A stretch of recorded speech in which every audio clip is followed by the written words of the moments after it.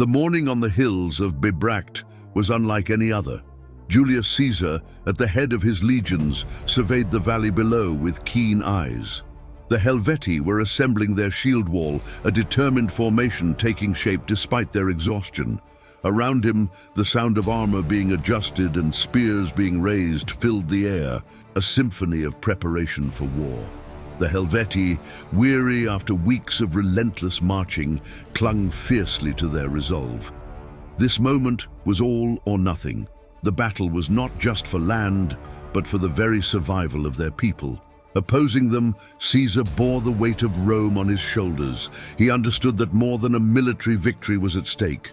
His reputation, his position, and his vision of order for Gaul hung in the balance. In the year 58 BCE, the Helveti, a Celtic tribe nestled in the heart of what we now know as Switzerland, faced a bitter choice. Geography, which should have been their shield, had become their prison. Mountains loomed to the south, dense forests stretched to the north, and the constant threat of aggressive Germanic tribes left them isolated and struggling with insufficient resources to support their growing population. On the brink of collapse, they began contemplating a radical alternative, abandoning their homeland to seek a new life in the fertile lands of Western Gaul. Among the Helveti's leaders, one figure stood out: Orgetorix, a man whose vision seemed to rival his ambition. Orgetorix was not merely a strategist, but also a shrewd politician who believed that uniting the Helveti with other Celtic tribes could secure a prosperous future. However, his bold vision was accompanied by actions that aroused suspicion. Determined to ensure the success of his plan, Orgetorix sought alliances with neighboring tribes and began consolidating power within his own. His maneuvers soon led to accusations of conspiring to establish a tyrannical government. Orgetorix's trial became a polarizing event. Some viewed him as a visionary willing to sacrifice the present for a promising future. Others saw him as a manipulative tyrant bent on bending the tribe to his personal ambitions. Before a verdict could be rendered, Orgetorix died under mysterious circumstances. Officially, his death was ruled a suicide, but suspicions of assassination by political rivals lingered. Far from ending the migration plan, his death only strengthened the Helveti's resolve. Without Orgetorix, the tribal council assumed leadership and made a drastic decision to ensure there would be no turning back. They ordered the burning of all villages, granaries, and fields. This mass, methodical act symbolized a definitive break with the past. There was no longer a home to return to. For the Helvetii, this was both liberation and a sentence. The only path now lay ahead. Over 300,000 men, women, and children set out on an uncertain journey, carrying only what they could bear. The migration of the Helvetii was not merely a movement of people. It was an event of epic proportions that soon drew the attention of neighboring peoples. Their columns snaked across the landscapes of Gaul, traversing mountains, forests, and rivers. They marched with remarkable organization and discipline, but the vulnerability of such a large group, especially with so many children and elderly, was evident. This mixture of courage and desperation stirred sympathy among some neighboring tribes, but alarmed others. When news of the migration reached Rome, Julius Caesar, then serving as governor of Transalpine Gaul, took notice. At first, Caesar did not view the Helveti's movement as an immediate threat. Instead, he saw them as a tribe seeking survival. However, the broader context compelled him to act. His role was not only that of a military leader, but also a guardian of Rome's borders. Recently appointed governor, Caesar faced a complex political landscape. The Roman Republic, shaken by internal conflicts and political rivalries, needed to assert strength in its provinces. The Helveti migration was interpreted by many senators as a potential threat, as any tribal movement in Gaul risked destabilizing the region and weakening Rome's position. For Caesar, allowing a tribe to cross Roman territory unchecked would set a dangerous precedent. When Helvetii envoys requested safe passage through Roman lands, Caesar listened patiently. His response to their leaders was clear. He could not grant permission, though he recognized their desperation. He also understood that his primary responsibility was to Rome and its allies in the region. For Caesar, his decision balanced military duty with political compassion. He proposed alternative routes that avoided Roman territory, but the Helveti leaders insisted on following their original path. While negotiations continued, Caesar began to act. He ordered the construction of a series of fortifications along the Saône River, effectively blocking the main passage into Roman territory. This was not just a military maneuver, but a statement that Rome would not be intimidated. The fortifications, built with remarkable speed, highlighted Roman discipline and engineering prowess. The Helveti, faced with this barrier, attempted to find alternative routes, but were continuously shadowed by Roman troops. Tensions rose, yet Caesar refrained from initiating direct conflict, still hoping for a peaceful resolution. As weeks passed, it became evident that the Helvetii would not abandon their migration plans. Caesar, for his part, recognized that decisive action was necessary to protect Rome's allies in the region and maintain order in the province. Fate had moved its pieces on the board, and confrontation was becoming inevitable. With the Helveti on the march and tensions mounting, Julius Caesar faced a pivotal moment. The Helveti migration was not merely an isolated event, it was part of a broader context of instability in Gaul. Celtic tribes frequently clashed over territory, and Germanic incursions from the east had begun to unsettle the region's delicate balance. For Caesar, recently appointed governor of Transalpine Gaul and Illyricum, defending Rome meant more than constructing barriers. It demanded strategic action. But Caesar was not just a general. He was also a consummate politician, shaped by the intrigues and rivalries of Roman politics. His actions in Gaul would be scrutinized both on the battlefield and in the Roman Senate, where his political adversaries watched his every move. Still, Caesar understood that he could not merely execute orders. He needed to balance military might with diplomacy. With fortifications along the Saône River complete, Caesar successfully blocked the Helveti's primary route into Roman territory. This maneuver provided him with an initial strategic advantage, while bolstering his diplomatic position. He could now frame his actions as defensive measures, justifiable both to Rome's allies in the region and to the senators back in Rome. Frustrated yet resolute, the Helveti began exploring alternative routes. For weeks they marched northward, skirting Caesar's controlled territory, while the general kept his troops in constant motion, shadowing their every step.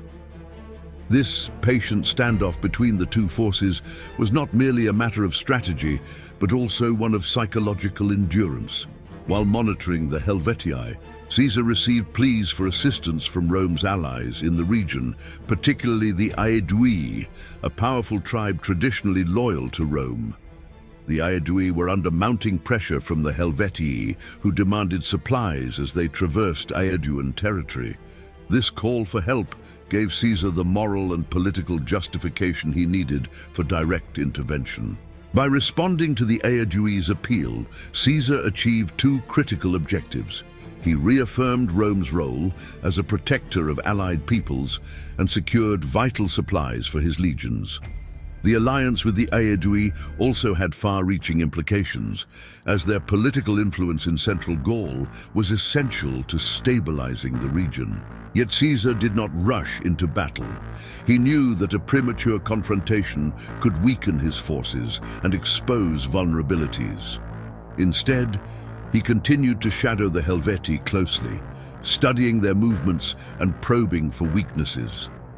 This pursuit, which stretched over weeks, wore down the Celts, who struggled to maintain the cohesion and supply lines of their massive columns.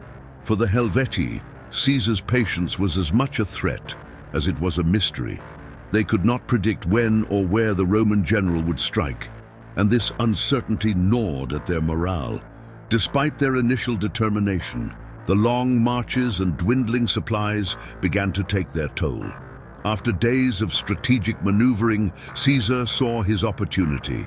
Near the city of Bibracte, an important Aeduan stronghold, the Helvetii paused to resupply and reorganize their forces.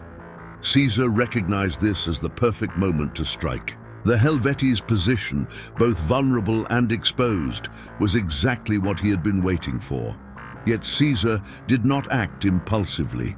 He first reinforced his own troops, ensuring that his supply lines were secure. His decision to wait an additional day to guarantee the full readiness of his legions demonstrated his commitment to discipline and strategic caution. Calling his commanders to a military council, Caesar outlined his plan. His strategy was clear: to use the elevated terrain around Bibracte to neutralize the compact formations of the Helvetii. Additionally, he planned to keep a reserve force ready to respond to any unexpected moves, such as reinforcements from allied Celtic tribes. This calculated approach, blending careful preparation with bold opportunism, underscored Caesar's mastery of both military tactics and political maneuvering. As the pieces fell into place, the clash at Bibracte would soon decide the fate of the Helveti and set the stage for Caesar's larger ambitions in Gaul.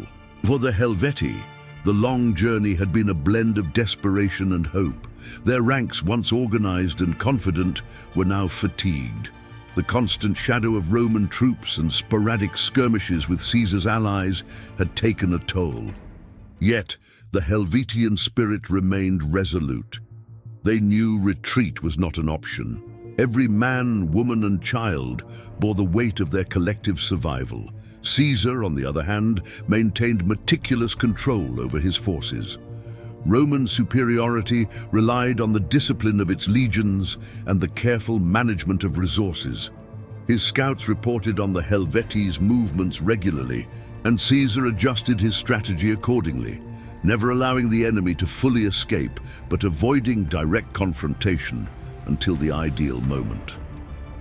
The choice of Bibracte as the site for battle was no accident. The city, strategically located in the heart of Gaul, was allied with Rome through the Aedui.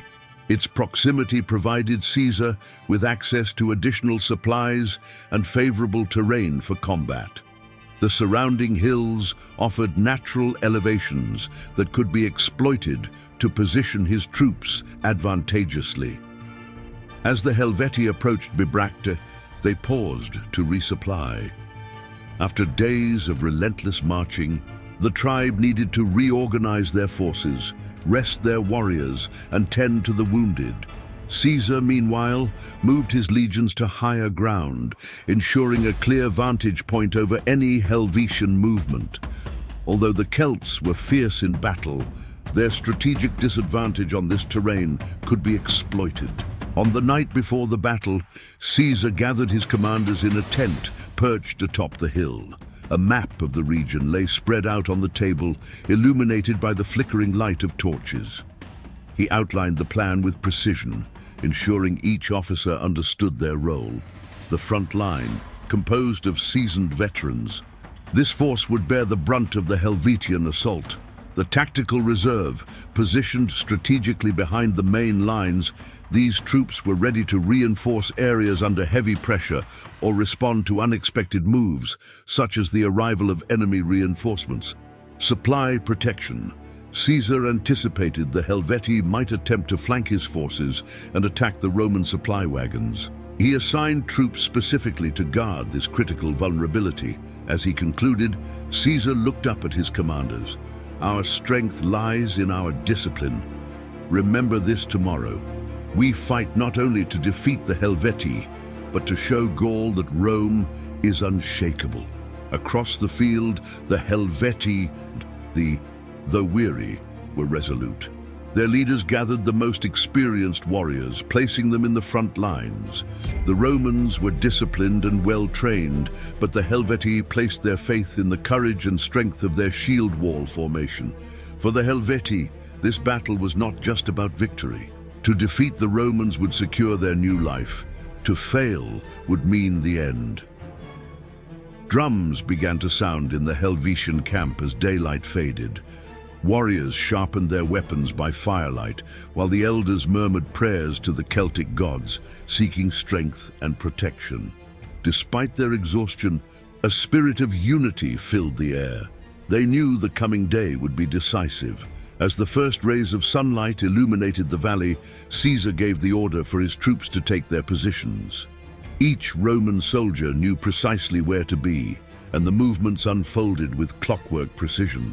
The legions formed immaculate lines on the slopes, creating a barrier of shields and spears that seemed impenetrable. The Helveti, meanwhile, began assembling their own lines in the valley below. The contrast between the two armies was striking. The Romans embodied order and discipline, the Celts strength and passion. Both sides, however, were prepared to fight to the bitter end. As the sun climbed higher in the sky, the stage was set. The clash that would soon unfold would not only decide the fate of the Helvetii, but also cement Caesar's legacy as both a strategist and a statesman. The battlefield around Bibracte was eerily quiet as the two armies prepared. From the hilltops, Caesar watched the Helvetii arrange their lines in the valley below.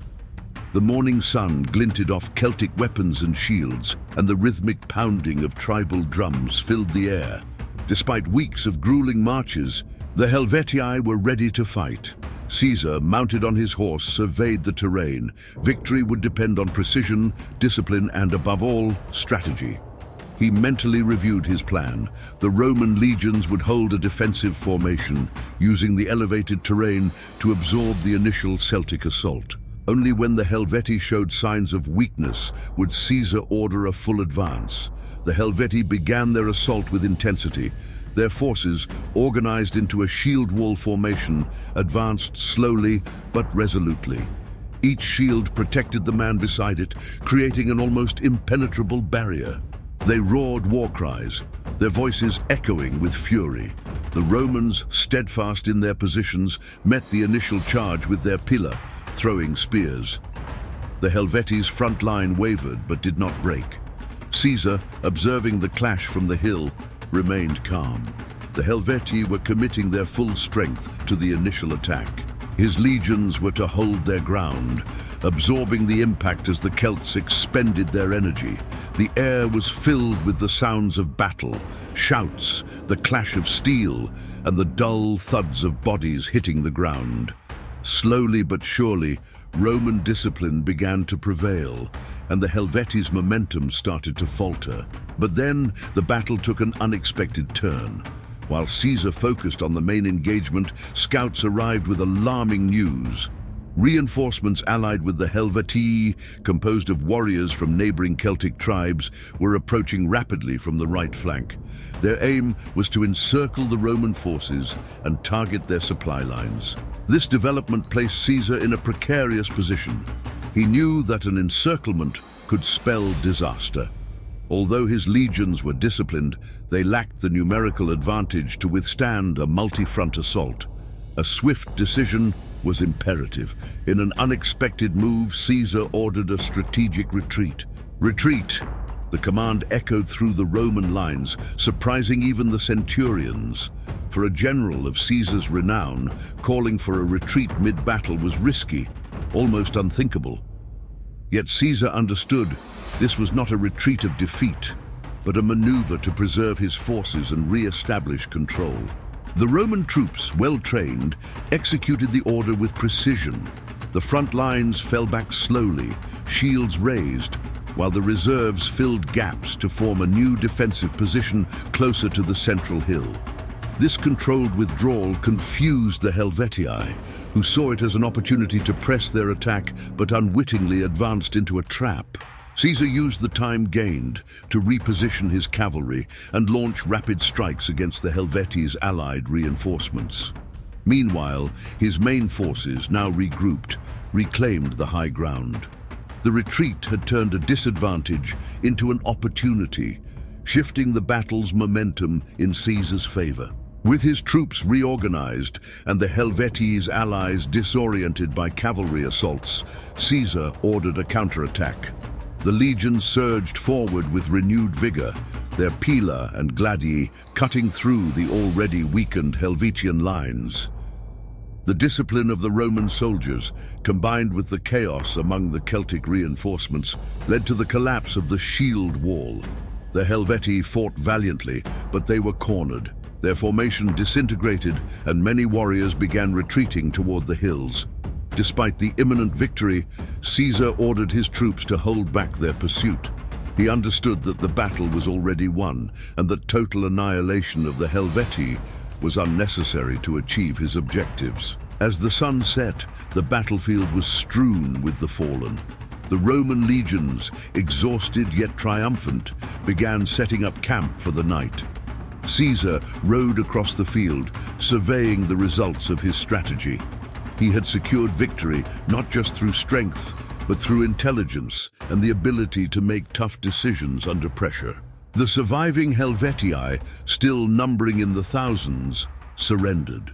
In an act of diplomacy, Caesar allowed them to return to their lands under Roman supervision, ensuring they would no longer pose a threat.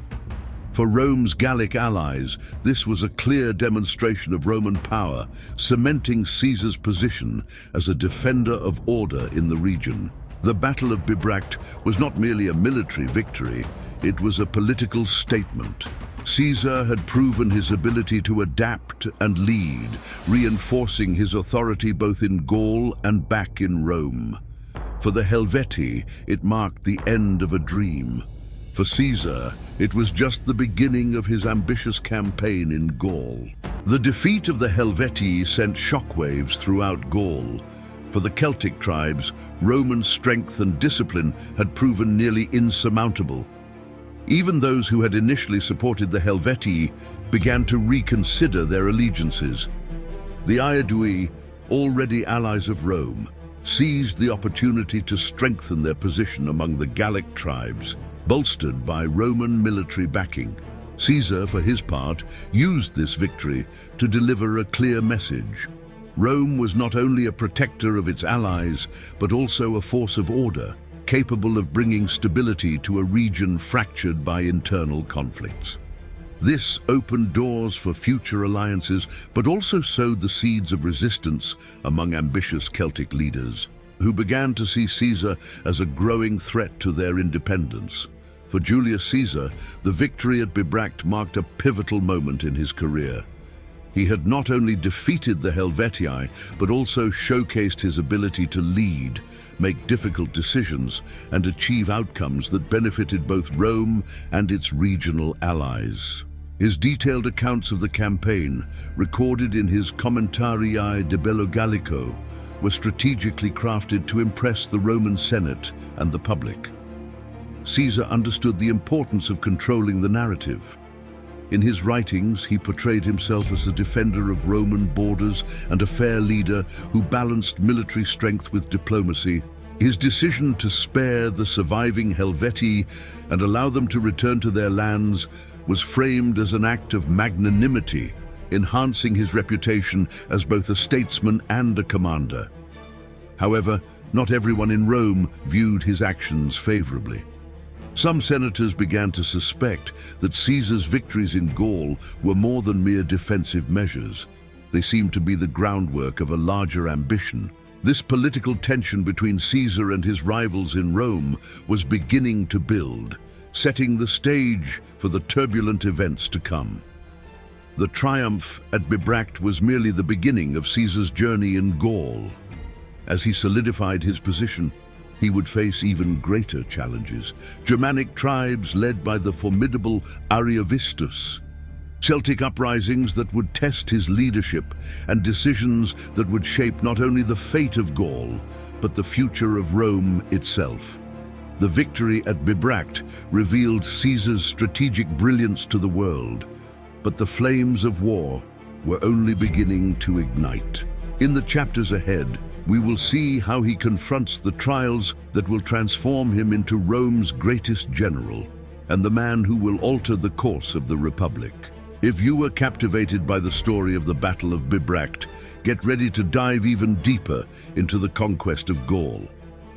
Subscribe and follow the upcoming episodes of this epic journey, where we'll explore the challenges that defined Caesar and the rise of Rome as a global superpower.